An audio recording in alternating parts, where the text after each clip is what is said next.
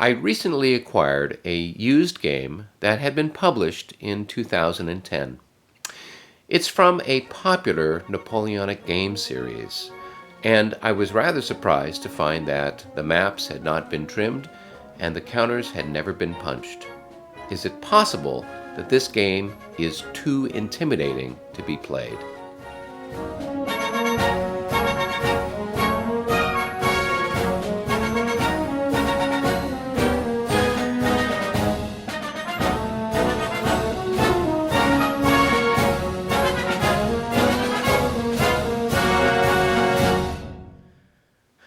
Hello, fellow wargamers and history buffs. I am looking at a very interesting game here. This is La Bataille de Leipzig. This is from the Vive l'Empereur series. This was published by Pratzen Games back in 2010. And we're going to do a little bit of an unboxing because I'd never actually seen one of these things in person. And I thought you guys might be interested in checking it out too. Let's take a look. So we'll take a look here. We've got our box. It's sort of the standard size.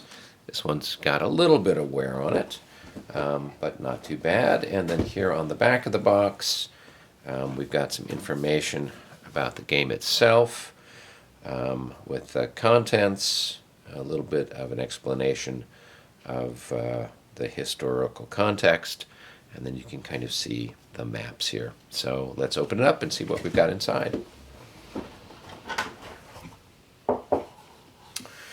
All right, so first off, we've got here a pair of six-sided dice, and it looks like we've got the Leipzig rules. These are the scenarios and specific rules for the battles. It looks like it is here black and white. As far as the scenario rules go, we've got about 15 pages, and then we've got some information here, and then of course with the Vive l'Empereur series you can mark off losses on a score sheet. So obviously you'd make photocopies of these, and so you've got the French, you've got the various Allied armies, and then the terrain effects chart on the back. Okay, so those would be made photocopies of. All right, the rule book that we've got here, this is the 3rd edition rules. I don't know if there's a more recent set that's been published. I've got their Hanau game and their 4 Spanish battles. So there might be more up-to-date rules than that. But here we go, black and white rules. All together, looks like about 29 pages or so, and then author's notes here, 31 pages. So that's that. All right, on to the meat of it. Here we have got the maps. So the maps are very large. The hex size is good because the units, the counters, are about a ½ inch high and almost an inch wide. And so you need to have these very large hex grids for this. So we'll take a look at all the maps here in a little bit, but we've got 10 of these maps. They just keep coming and coming and coming and coming. This is like a clown car of maps. Woof! All right. Finally on to the unit counters. And we've got a ton of counters here as well. So let's take a look here. So as I said, these are unpunched. This is the sort of standard format for this type of game in the series, where, for example, if it's infantry and you want to deploy them in line, you would have them, this side of the counter would be face up. You can see the little icon here of the troops, and the forward facing this way. All the information's on the front of the counter. And then if you're going to have that same unit in column formation, you would flip the counter over. It affects then obviously their fire multipliers, their movement, and then you can see the icon here showing the troops facing that way. And so this is true for both the cavalry as well as the infantry, kind of how they do that. For the artillery, if it's limbered, it's facing this way, so it's got 0 fire, but it's got a movement of 5. You can kind of see the caisson here and the horses, and then if we flip it over, then you can see the counter here with the unlimbered guns facing that direction, so you know which way it's supposed to go, and then the fire value is there. So we've got French counters here. This looks like a Russian counter since they're in green.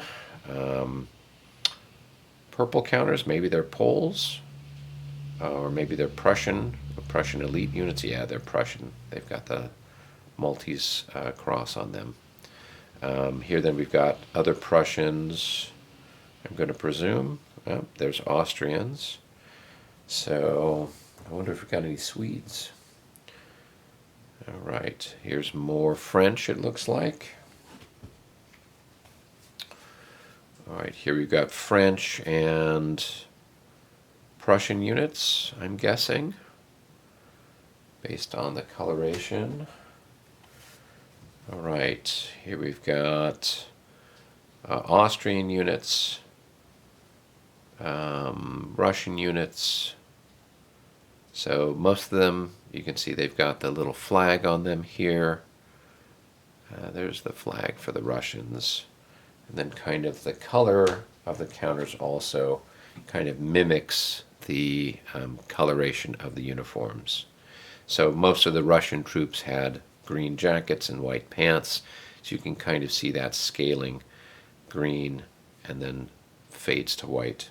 So not as dramatic as the La Bataille counters, but this is a regimental scale, so a little bit different. And then here it looks like we've got the various leader counters for the French, and then the different ones here for the Allies. And then we've got some other informational counters here as well. So that is what's in the box. Let's take a look at the maps. All right, we are looking at, this is map number 1. So this is sort of the northwestern part of the battlefield around Mockern. This particular map, you can see it's very large. It's approximately 21 inches wide and about 31 inches high. And there would be another map here. In fact, there would be 4 more maps off to the east. And then there is another map south of this, and then 4 more maps off to the east. So there's altogether 10 maps, and when I kind of calculated it out, it works out to covering a space of about 62 inches from top to bottom, and 105 inches across to the side. So you'd need a considerable playing area to try to set everything up.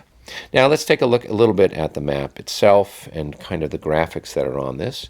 So these are fairly typical for the sort of style for these Vive l'Empereur. We've got our little towns here, pretty clear to see what those are. Our forests, our hills, our water features, and everything is pretty clear, well marked. And so you don't have a lot of confusion as far as what's what. I did have a chance to glance through the scenario listings, and so there are quite a few scenarios that only require 1 map, or might only require 2 maps. And so that would mean that you could play different elements of the battle in the order that they're happening, and just kind of bounce from map to map. As I had mentioned in the intro, the maps themselves hadn't been trimmed. But this is the map number 6 and map number 7, kind of covering the southwestern approaches to Leipzig. And here, of course, we can see Lindenau, where there was some action, where the Austrians were trying to sort of cut the French line of retreat. And up here you can see the causeway leading into Leipzig itself. And you can kind of see some of the artwork there for the city walls and the causeway across the swamps over to this part of the battlefield. And so this takes up a fair amount of space, but you could put two maps together. And I'm sure some of these areas are not going to see a lot of combat, so you could even maybe fold the maps and only use that section of the map that's pertinent for what you're going to be doing. Now, I do have the La Bataille version from Marshall Enterprises of Leipzig, the Battle of Leipzig, and that's, of course, in a battalion level, and the size of the counter, or the size of the hexes, is about 100 yards. Of course, the joke with that one is the city of Leipzig never appears in the game. And seeing that particular game from Marshall only covers the action that's taking place on the 16th of October.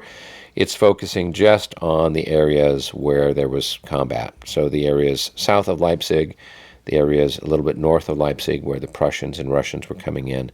And just giving a sense of the scale here, if they were going to try to reproduce this on the same scale as the standard La Bataille series stuff, you would need a lot of space just to even think about putting the map out. So this is intimidating enough as it is, but you actually do have the city of Leipzig, so you can play units moving through Leipzig, defending Leipzig, as you're trying to get the French across the causeway and off to safety. Well, there you have it, folks. A look at a very, very, very large game. Now, the question is, will I ever play this game? Will I ever punch this game? And the answer is yes, I think I will.